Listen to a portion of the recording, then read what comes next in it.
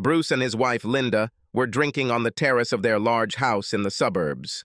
Bruce, a 42-year-old accountant, had achieved great success in his profession and was promoted to the post of vice president of the firm. Their expensive home reflected his financial success. Linda, an attractive brunette of 26, looked younger than her age. Thanks to a disciplined regimen of exercise and diet, her figure was that of a woman 10 years younger. Her most notable features were her large bust and long, slender legs. Linda was a primary school teacher, but as Bruce's income increased, she stopped working. Bruce and Linda's sex was very enjoyable for him, but less so for Linda. Things improved somewhat for her when the couple plunged into the world of open relationships last year. Although, according to Linda, the guys were nothing special. The parties, however, became less and less frequent, and that was what the evening was all about. "I don't understand," Bruce said. "Sarah and Bill left first, then Marie and Jim. Now we meet less and less often." "Yeah," Linda replied. "It's frustrating, but I think I know the reason." "Is it true?" Bruce asked, surprised. "I think yes." "What's the matter?" "Well," Linda began with obvious hesitation, "the other day I was talking to Marie over a cup of coffee. Obviously the action didn't stop, but some of our friends went in a different direction." "What does it mean, in the other direction?" "Well," Linda continued, "I don't know how to say it. But mostly, some ladies began to find these evenings less exciting." "You're kidding," said Bruce. "No, I know you guys really like it, but Sarah was looking for excitement and began to find something new." "What?" "Well, it's a form of party where couples and singles mix and you get a wider age range." "So," Linda continued, "Sarah told Marie, and that's where they go. They say it is the most exciting thing they have ever experienced." "Who are these loners who go there?" asked Bruce. "Oh, young people are usually smart and attractive. I think that's what makes these kinds of parties more attractive." When Bruce returned with 2 fresh drinks, she took a sip, crossed her legs, and sighed quietly. "What's the matter?" asked Bruce. "Oh, nothing. Probably just too much to drink, and too much time has passed since one of our parties, so I'm curious." "You want to go?" Linda beamed with delight. Everything turned out to be even simpler than she had imagined. A few days later, Linda and Bruce were entertaining their friends Marie and Jim. It was late Saturday night, after a candlelit dinner at which there was not a word about a party. Now, relaxing in the balsamic summer night air and strengthened by wine, thoughts turned to sex. Bruce, for his part, was once again admiring the beautiful Marie, a 29-year-old blonde paralegal at a prestigious city law firm. It was Linda who turned the conversation to the Circle group. "Tell me, Marie," she began, "what do you think about the Circle?" "Oh, that's great. We really like it, don't we, dear?" she said, turning to her husband, Jim. "Yes, dear," he answered, with a little less enthusiasm. "Are you thinking about coming to the Circle party?" she asked Bruce and Linda. "Well, I don't know," Bruce said, "but it would be worth it. It's a completely different experience." "Why is it called Circle?" Linda's eyes widened slightly, warning Marie as she continued. "Well, the couple who host these parties have a huge house outside the city. Outside on the terrace there is a large circle, about 5 yards in diameter, drawn with yellow chalk. When a couple arrives at a party, they are given a collar with a lock and a plastic bracelet with the key to the lock.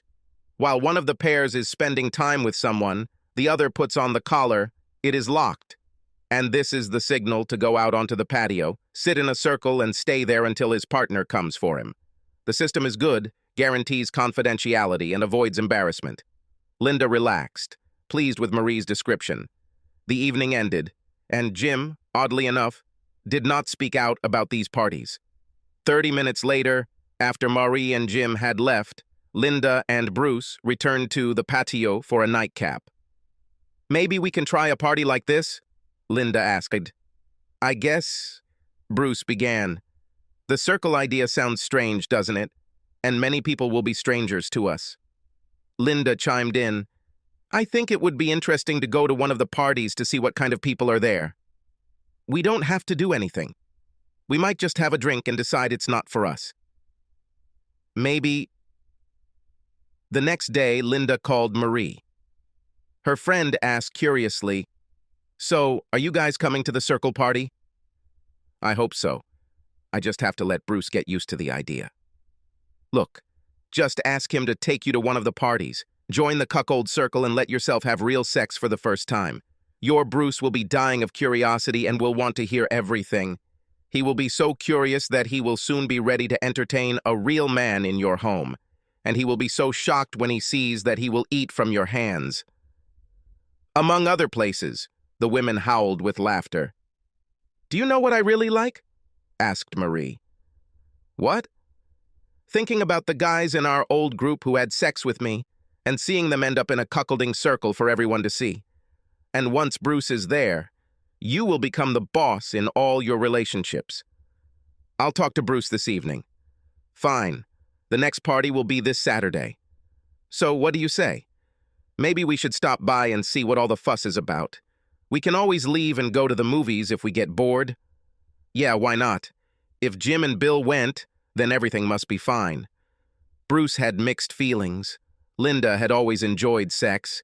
He had his doubts about this open, swapping relationship, but he agreed, and it turned out to be exciting for both of them. On Friday evening, Bruce and Linda went to the first circle party. Linda was delighted, but Bruce was very doubtful. "I'm not sure about that," he said. "Don't worry, honey. I'm sure everything will be fine." "Anyway," Bruce continued, "just remember that we don't have to do anything. It could just be a chance to check things out without, getting involved." As if this would happen, Linda thought. Half an hour later, they arrived at a house that almost looked like a mansion. The landscaping was expensive, including large torches lighting the front yard. "I look like?" Linda asked. "Amazing," Bruce answered sincerely.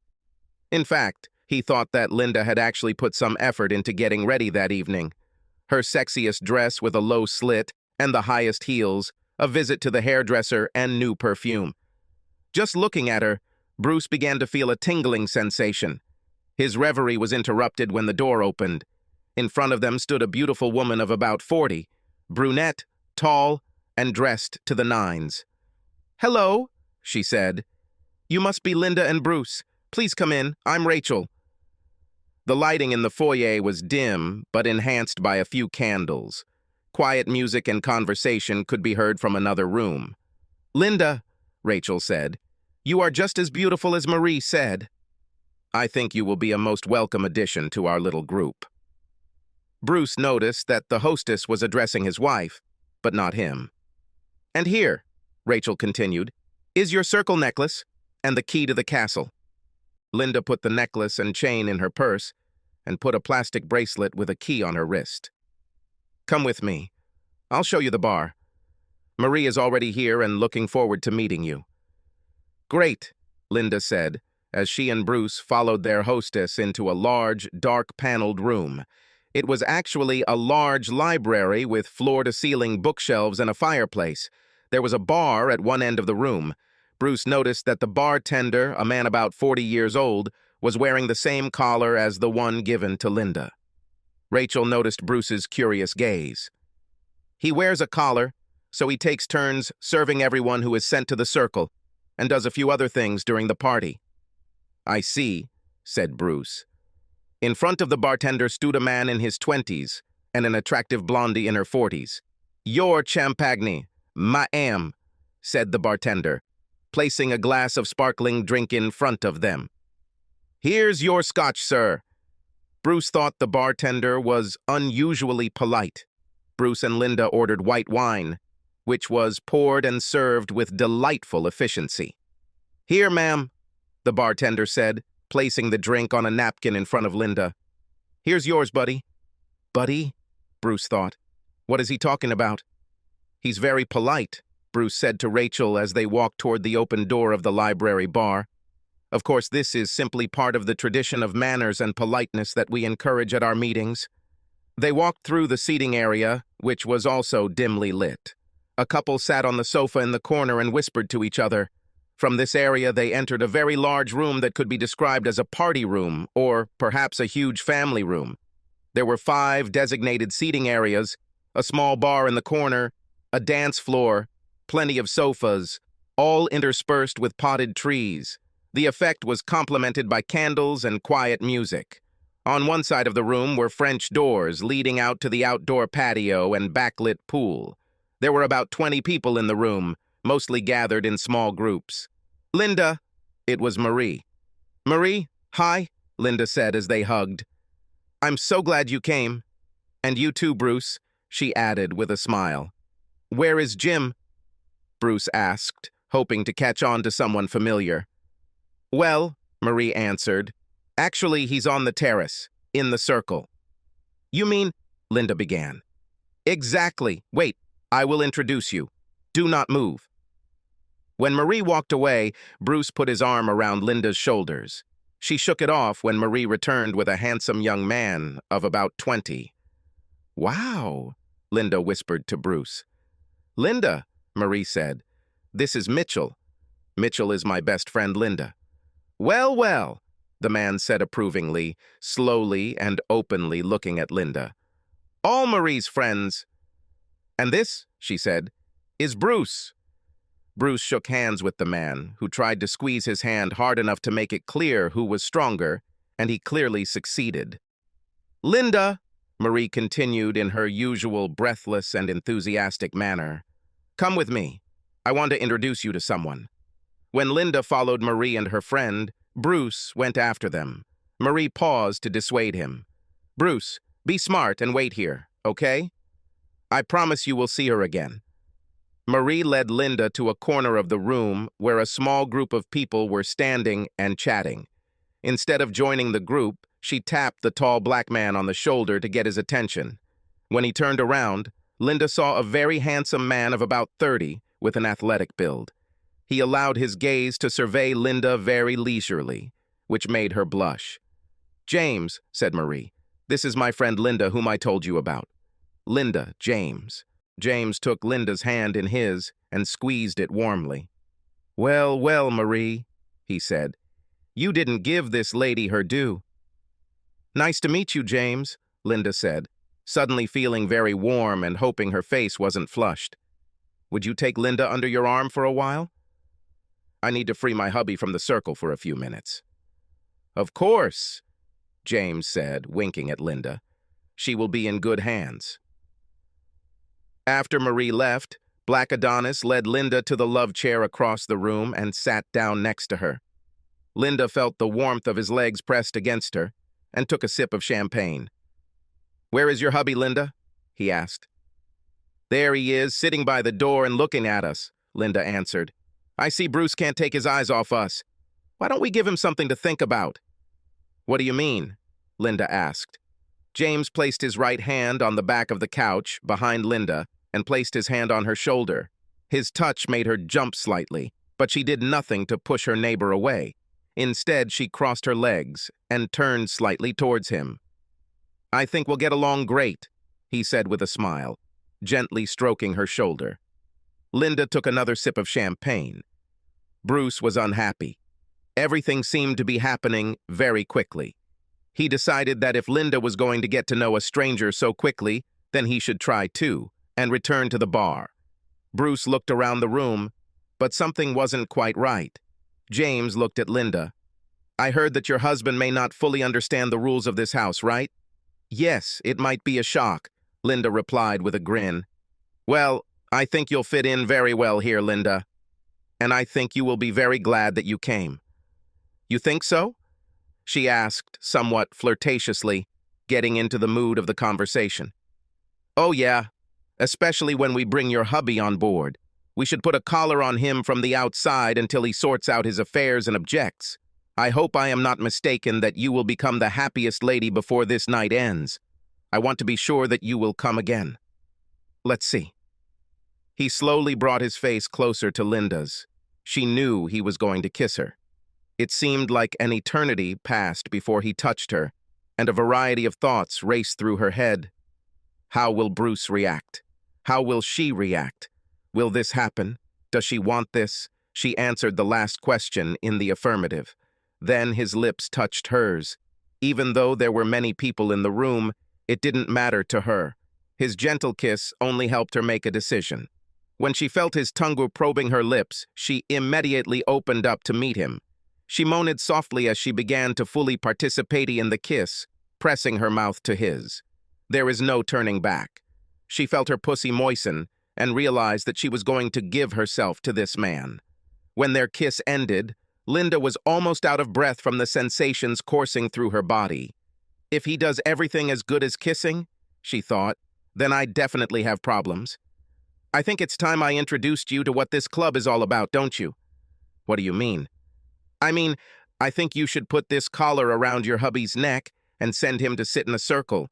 Linda got up and found Bruce at the bar. Hi, honey, she said. Are you having fun? Am I having fun? Well, it seems so, he said with a hint of bitterness in his voice. Do not be like that. We agreed to try it. I hope you don't mind if I... She took the collar out of her pocket and reached up to place it around his neck. Honey, is this necessary? Shh. Now turn around so I can secure it. He did as she asked and heard the small lock close. I hope it's not too tight. Perhaps it was the strange sensation from the collar that brought Bruce's consciousness out of his slumber. Everything started to feel very wrong. Looking around more closely, he noticed that there were definitely more men than women, and there didn't seem to be as many single women among the young, fit guys. Then he noticed that only men were sitting in a circle on the street, and their wives and young guys were heading towards the stairs. Damn, he muttered. They're taking me for a fool. We're leaving. Linda replied. What? We just arrived and I want to spend some time with James. You knew from the very beginning what it was. How long have you and Marie been planning to trick me into coming here? Just close your eyes. You just need to get used to the idea. I'm not going to get used to it. You'll get used to it. Jim and Bill got used to it. We've both had sex with other people. This is no different. Very different. It involves humiliation and disrespect, and you have already lied and weaved behind my back. I bet you and your new boyfriend were giggling at poor naive Bruce offering his wife to other men. I have no idea what Jim and Bill are thinking, but I'm not them. You know that I won't agree to this, otherwise you would have told me earlier. The parties are aimed at married women. It's really nice that Jim and Bill are so supportive of Marie and Sarah. This is true dedication and self-confidence. It seems to me that the parties are more focused on guys using married women for their own pleasure.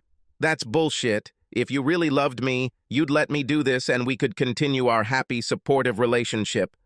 Linda smiled triumphantly as her husband's eyes dropped downwards. After what seemed like an eternal pause, he looked into her eyes. That's the problem. I love you and thought you loved me. I'm leaving. As Bruce moved towards the door, James approached him. Where are you going? You can't leave until I give permission. Bruce didn't answer. You should stay and see a real man having sex with your wife. Trust me, once you see it, you will know that you cannot compete. We'll break the rules and let you watch for the first time. Bruce looked at Linda, expecting a change of heart, an objection, anything. But there was none. He didn't like that this James guy took it for granted that he could get the better of his wife like that. He was annoyed with himself. But most of all, he couldn't believe that Linda was agreeing and seemed to be enjoying it. He turned to James. Are you going to try and stop me? It may not be as easy as you think. When James hesitated, he simply walked out, figuring Linda would follow him. Linda's thoughts were racing. She knew that she had to leave with Bruce, run after him, and try to improve the relationship. Some of the things he said made her feel awkward, but she was furious that Bruce had embarrassed her in front of everyone. Why couldn't he be more like Jim, even though she didn't think much of Jim? Sarah and Marie were suddenly nearby, chatting incessantly, confirming how unreasonable Bruce was. What she asked for is quite reasonable. It does not harm anyone. Linda wasn't so sure, but she stayed, listened to the barrage of advice, and didn't follow him. James approached her. Don't worry. Sometimes we have this initial reaction. He'll come to his senses. Just leave him for a few hours to calm down. You can still get what you came here for, but you can deal with Bruce tomorrow. Let's go upstairs." She hesitated, but then accepted his offered hand. A few minutes later, Linda stood in the center of the room, and her future lover James sat in an easy chair and looked at the sexy wife who was about to become his. He always liked the first time best, and a fight with his husband made everything even sweeter. He wondered if she would be scared when she saw his huge manhood. Would she scream or cry? In any case, he was sure that she would become a convert, and he was looking forward to this moment. Linda, meanwhile, tried not to think about her husband, feeling giddy at the prospect of undressing in front of a stranger. She reached behind her and pulled the zipper down on her dress. She desperately wanted to impress. Although the fight had ruined the anticipation and excitement, she was sure she still wanted it. Shrugging, she pulled the top of her dress down to her waist, revealing a lavender bra that barely contained her breasts. "Oh, baby, you make me very happy," James said. "I just know that you and I will get along great." It occurred to her that Bruce had helped her choose this dress. "Let's see the rest." With these words, she let the dress fall to her feet. She tossed it aside and stood with her legs apart and her hands on her hips. James saw an appropriate garter belt, panties, and black stockings. Linda reached behind her, this time to unclasp her bra. She let it fall to the floor and took her breasts in her hands, as if offering them to the man for approval. "Come here and look at me closer." Linda walked over to James and stood between his spread legs. The sensations were beyond her strength. This was just the beginning. She put her hands on his head and pulled him towards her. But annoying images of Bruce kept flashing through her head. James lowered Linda to his knees. She could no longer even pretend to be at ease as she had been before. James smiled and pulled down the zipper of his trousers. "I think you'll find it was worth it," he said with a seductive smile. "Get him," he said softly. "Get my gift for you." Linda slowly reached out to him through the zipper opening. "Oh, God," she said. "Come on, baby. Do not make me wait."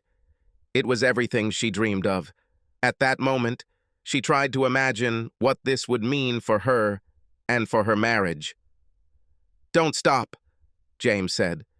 James touched her head, signaling that the time for foreplay was over. He knew well what needs this attractive married woman had. He will enjoy her first acquaintance with a real man in her life. They both stood up and took off the rest of each other's clothes. They kissed while standing next to the bed. She couldn't help but compare it to Bruce's kiss, but this kiss was purely sexual, without any tenderness. They moved onto the bed.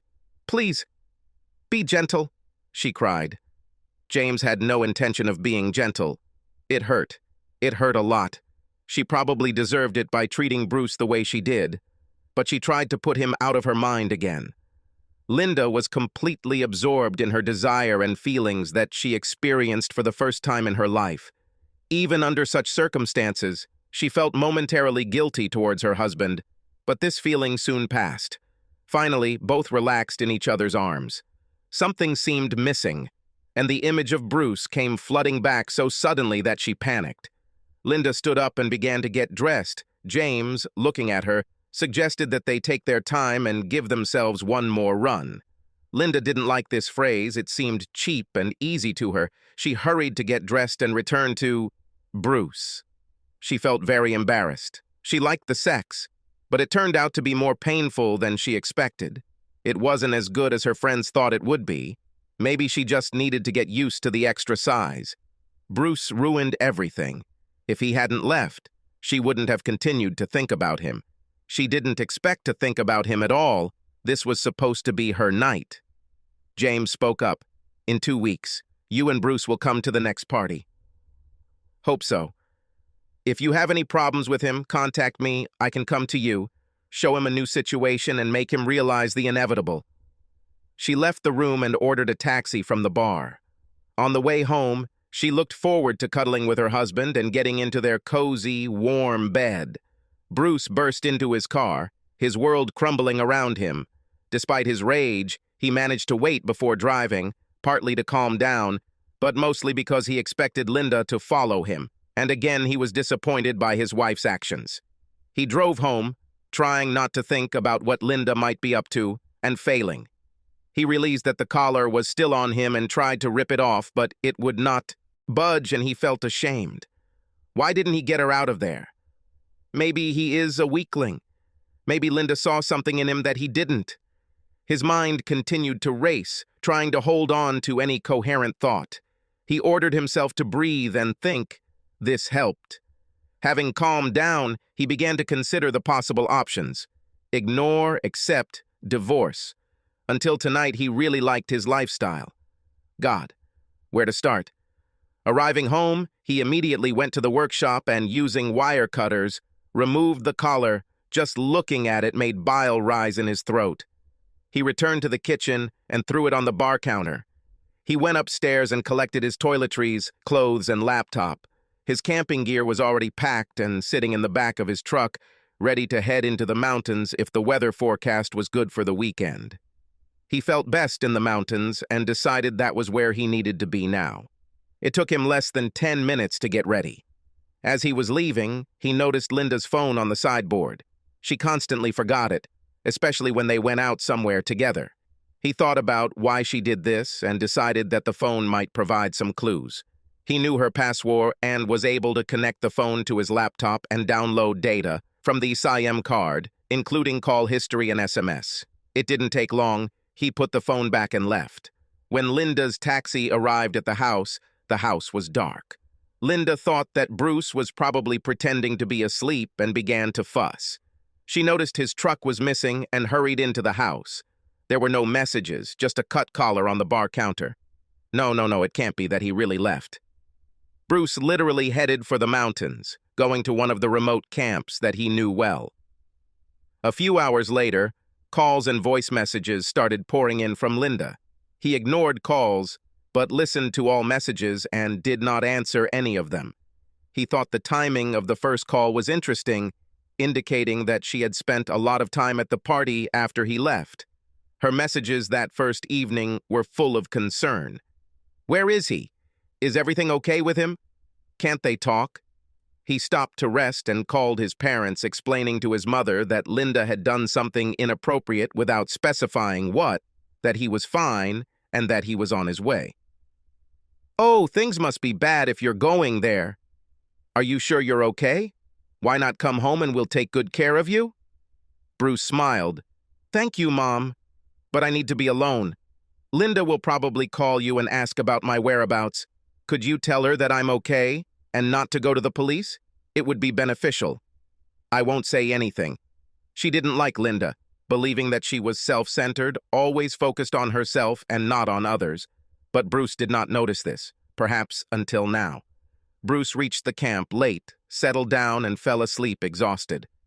Late in the morning, he walked onto the long trail, immediately feeling the benefits of wandering through timeless landscapes. There was something soothing about the mountains. They were always changing, but at the same time, they remained the same. They were not touched by the troubles of people, including his own. He spent the week exploring new trails and repeating old favorites.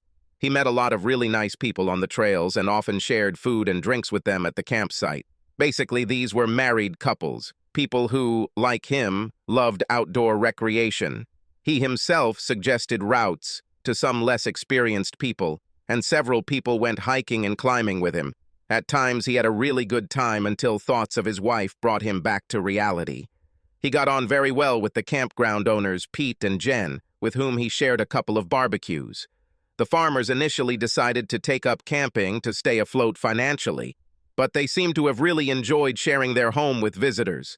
It was the best place he had seen, rustic and right in the middle of the park. They explained that the rustic look of the house was partly because they didn't want to invest their savings and felt like they wanted to do less rather than more work, as they weren't getting any younger, leaving a message at work asking for the vacation he was entitled to.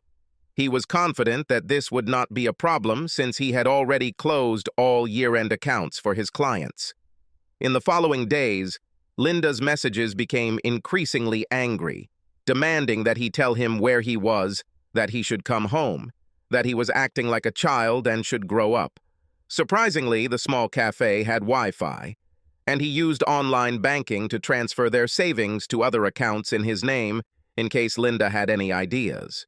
He doubted that she would do it, not because of any newly discovered moral principles, but simply that she seemed absolutely sure that he would return. He left the checking account into which bills and spending money were transferred, so he doubted she would notice anything. A few days later, he decided to look at what was downloaded on Linda's phone. The calls seemed to be only from her usual friends, but the SMS turned out to be a surprise. It was obvious that the party had been planned for a long time. Sarah and Maria were clearly the instigators, promoting the benefits of sex and complete control over their relationships. There was plenty of evidence that they all deserved more. More control, more excitement, more sex. Just more. Jim and Bill's fall into slavery was used as a role model for Bruce. He noted a complete lack of empathy for both husbands, where love was repeatedly mentioned, but usually in the context of justifying their actions or exchanging them for more control. Linda's last text messages to him had escalated to a level he could only describe as rage, which amused him greatly, but there was no sign of remorse or apology. This showed that he couldn't hide forever and had to make some decisions. Linda was shocked that Bruce left, that he was serious when he said he was leaving. At that moment, she thought he meant leaving the party, but maybe he meant leaving home or leaving her. No, it's just funny. He just needs time to cool down, and then he'll come back to her. His camping gear was missing, which meant he was playing Boy Scout on one of his little camping trips. She called and texted, trying her best to look like a concerned wife. After all, she was concerned, but she equally hated not being able to control events. When he didn't return on Sunday night, she was annoyed and reluctantly called Bruce's mother. The response was icy, to say the least. His mother didn't know if he was okay or not, but they talked. Linda asked if he had discussed their little problem and received a sharp no. But I'm sure you did something especially stupid. Linda hung up. She was furious that he had not contacted her for a week. Sarah and Marie became semi-permanent guests in the house, advising her what to do and what decisive action was necessary when he returned. Bruce was surprised when Jim called him and said that he had heard that he had left and asked him to meet him and Bill. He thought that Linda was behind this, but found that he, too, was curious about their marital relationship. In any case, he decided to return, so he agreed to meet them at a bar outside the city before leaving home, insisting that the wives not be present. Sarah told Linda the details of the meeting. She also instructed Bill about the benefits of their new marital relationship. Judging by the place and time, Linda suspected that he might return home and meet them on the way. Finally breaking through, he was indeed much more stubborn than she had expected. However, he was on his way, and she needed to prepare plans and options for his return. Bruce ordered a beer, took it to the booth already occupied by Jim and Bill, and greeted his friends. "Thanks, Bruce, but I don't drink anymore," Bill objected. Bruce was surprised. Since when? And then he could not resist, and added, "Or since Sarah said that you weren't allowed." Neither Bill nor Jim laughed. Bruce thought the reaction was strange. They always laughed at each other's jokes. Bruce continued, "This may seem a little strange, but the question is, none of you are writing this down." He noticed Bill twitch in his chair. "Are you serious?" "Sarah told me to leave the phone on," Bill said. "Turn it off, otherwise I'll leave." Bruce was indignant. Bill complied. "What happened to you two? Now you do everything they say?" Jim lowered his head. "I think so, but it's for the better. Marie says this means we have clear boundaries and less conflict. We don't fight anymore, there are no secrets, everything is open, and she is much happier." "What are you saying? Do you have a right to any opinion?" Bill tried to intervene. "Bruce, it's not as bad as you think." I genuinely enjoy watching Sarah with other guys. It turns me on. I think that without parties, she could have already started an affair on the side, and we would have broken up. I really don't want this. I love my life, and I'm lucky to have someone as hot as Sarah. This is not for me. I can still almost enjoy watching it, but what is it about the collars, the circle, and the attitude of these guys that is terrifying? Do you really like it? To be honest, Jim said, not really. The circle is a little too humiliating, and it would be better if the guys weren't so... Bastards? Bruce finished. And I don't mind, it's just the reality of the situation. Watching them would change your attitude towards this, Bruce. Honestly, they're like fucking machines, we just can't compete with them. When I think about it from Sarah's point of view, I can see why she likes it. I don't think she'll have the opportunity to go back, Bill said. Bruce said in surprise, What? She can't come back, even if it's all at your expense. Do you receive any compensation? Yes, we still do the same things. Only sex has become different, and it's just sex. She's not in love with any of the guys. So, are you still making love to Sarah? Well, yes, I am. It's just a little different. She gets the pleasure, but we're still very close. And you think this is acceptable? The conversation continued. Bruce became more and more perplexed. To be honest, guys, I just don't understand. It's so one-sided. It's not love for anyone. I think you should read the text messages I have on my laptop. Bruce showed them some of the worst messages from Linda's phone. At first he thought they would refuse to read them, but they started looking. The extent of the derogatory comments made by all three wives was appalling. He expected a furious reaction, but all he received from each of them was a shrug, and the summary is that it is simply more than what they are used to. Well, I give up, Bruce breathed. I guess we're just wired differently. Look, it was good to see you. Take care of yourself, and I sincerely hope that everything works out for you. But I have to go and take care of some things. As soon as Bruce left, Bill called Sarah and said he was on his way home. Bruce drove to his house, and when he entered, Linda seemed to be waiting for him, and had certainly taken the time and effort to look her best. He had to admit that she actually looked good, and he missed her. Finally back, traveler, said Linda. I missed you too, honey. Lisa's first tirade was about the lack of contact with him, which he believed was an attempt to catch him off guard and make him feel guilty. It didn't matter, so he didn't answer. Linda was annoyed that he couldn't see how unacceptable his actions were, but eventually she dropped the topic. While there was a pause, Bruce asked, Was everything as you imagined? Lisa smiled. Yes, it was absolutely amazing if you want. I can tell you about it. I've heard that husbands like to relive it and hear all the dirty details. I don't like it. I just wanted you to confirm your betrayal, which you did. Linda pouted again in disappointment. This is actually difficult to explain since you did not participate in it as part of a couple. It was something for me, and it wouldn't have affected us at all, or it wouldn't have existed unless you left in anger. Just at that moment, a car pulled up. Bruce was amazed to see Marie, Sarah, and James coming out.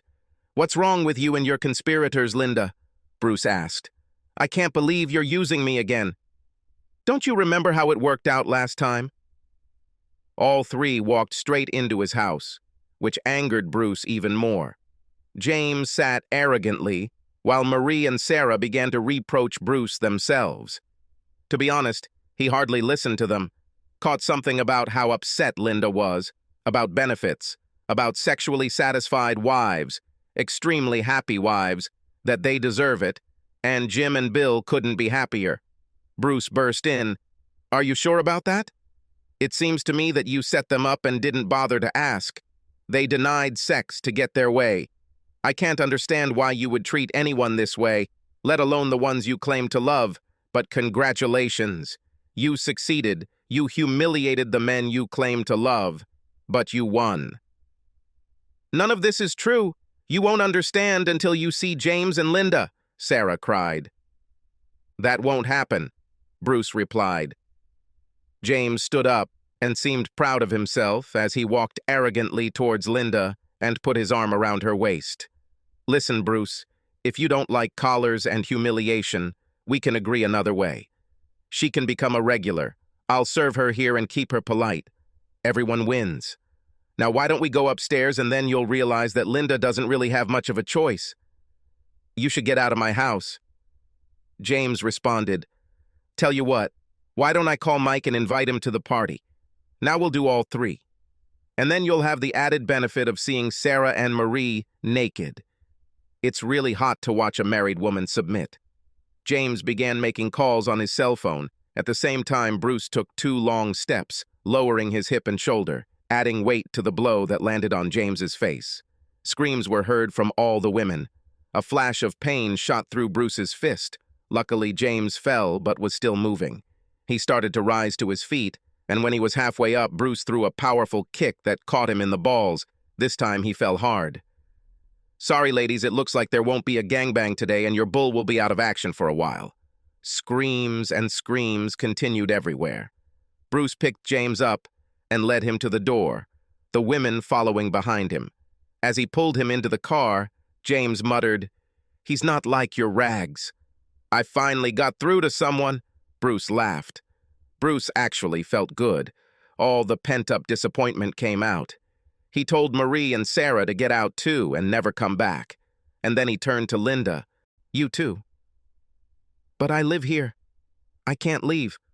We need to figure everything out. This is not what I wanted. I love you. Bruce frowned. Oh, then everything is fine if you love me. Do you really believe you'll be safe if you stay? Should you go with your girlfriends? Of course I will be safe. You will never harm me. Maybe not, but what I feel for you at the moment, even I'm not sure. I'll leave, but only for a few hours until you calm down. Just go away. He watched them leave and felt... What did he feel? Maybe a little better and surprisingly calm. He had been expecting Sarah and Marie to arrive, but James had been a surprise, and he smiled at the thought of the blow and how abruptly it had interrupted his confident mood. It occurred to him that a report of assault might be filed against him, but he suspected that James's pride would prevent this. This whole scene confirmed what he had planned. He went to his truck, got new locks, and started installing them on the outside doors. This turned out to be easier than he thought since they were the same size and brand as the existing ones. He then reprogrammed the garage door and security system, after which he loaded, or rather threw, Linda's clothes into her car, and then sat down and enjoyed a cool beer in his workshop. Linda returned at 7 in the evening alone, but could not get into the house. Her key did not work, which was strange. He wouldn't change the locks, would he?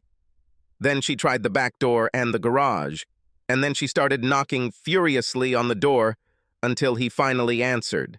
He opened the door and said, "Your things are in the car," and quickly closed the door. Linda began knocking and screaming again, attracting the neighbors' attention. As the screams continued, Bruce approached the door again. "Unless you want me to tell all your precious neighbors what you've been up to, you better leave." He looked angrier than Linda had ever seen him. "We need to talk. I think I misjudged the situation," Linda said. "You think so? Don't be sarcastic. I listened to Sarah and Marie too much and misjudged the situation. I thought you would agree, even be happy about it." "Anything else?" asked Bruce. "I love you and I want us to stay together. We can't part because of such a trifle. The most interesting thing is that you didn't apologize. I'm sorry I hurt you. But not, I'm sorry I had sex with a guy. You're just sorry things didn't work out as well as you hoped. You still think your actions were reasonable. You're so self-obsessed, it's amazing. You seem to be confusing manipulation and control with love. Well, now you are free to seek all the excitement you deserve. Good luck." Linda began to panic, realizing for the first time what she was risking. How could she be so wrong? She begged, "I don't want this. I want you, us, everything as it was. Forgive me. I will do everything. You always treated me very well, maybe even too much, and I took it for granted. It's too late. There's no turning back. Let's say I can still forgive sex, but I cannot forgive betrayal, and will never be able to trust you again. I wish you would leave. Now." This is not the end. I know that you still love me. I will bring you back." Bruce walked her to the door and closed it behind her. It was like closing part of his life. Bruce decided not to divorce Linda, and she didn't file a petition, repeatedly trying to get them back together, which suited Bruce because it meant she was playing well. He didn't think she couldn't maintain that facade forever. She surprised him when she agreed to sell the house. He guessed she was desperate for money. Bruce quit his job and took up freelance accounting as a mountain guide. He completed all the instructor courses, which also helped build a network of contacts. His passion was the outdoors, and he knew how to convey that passion to his clients. During the spring and summer season, he spent most of the day in the mountains and planned to begin more serious winter climbs. He felt healthier and fitter. He bought a 50% share of the camp from Pete and Jen. The camp brought in very little profit, so as soon as he invested more in its most of his money, he will think about divorce again. After all, being an accountant has its advantages. Bruce had big plans to expand the camp. He was going to double the number of places, organize guided holidays, and create mountain bike trails. Peter and Jen's daughter Carol kept horses as a hobby, and they believed that riding holidays could be lucrative. He really liked Carol, who had returned to her parents after a painful divorce. She was caring, attentive, and constantly ebullient. She was also delighted that Bruce was involved, easing the burden on her parents. They worked together a lot, and the more he got to know her, the more he liked her. Plus, she was beautiful, which also helped. On reflection, he realized that he was not happy in his previous job, but it was profitable and made Linda happy. If you think about it, he did a lot of things just to make Linda happy. Perhaps the party was the best thing that could have happened, although not exactly what Linda had in mind. Surprisingly, in mid-August, Jim appeared at the camp, and he and Marie were separated. Bruce gave him a few random shifts, and he stayed for a few months, looking fitter and happier, more like the guy he'd met in the beginning. Jim said Linda refused to socialize with Sarah and Marie, and because she didn't have a partner, she couldn't go back to the parties even if she wanted to. James never got in touch. After ignoring Linda's calls, texts, and emails, she showed up at the camp and asked to speak to him so politely that he could hardly refuse. Many of the words were the same, but this time it seemed to him that she was sincerely sorry. It was noticeable that she used the pronoun I much less and talked more about his feelings. It turned out that she had been seeing a counselor in an attempt to get help. The counselor asked her to look at things from Bruce's point of view, and she admitted that she had taken him for granted and had become selfish. They talked for a long time and brought all their problems to the surface. Bruce noticed that Linda was beginning to hope that they could work things out after all. He turned to her. "You broke something that cannot be fixed, Linda, no matter how much you want it. I will not live with this mistrust. In the end, it will destroy us both." She was about to object when he added, "Besides, I met someone."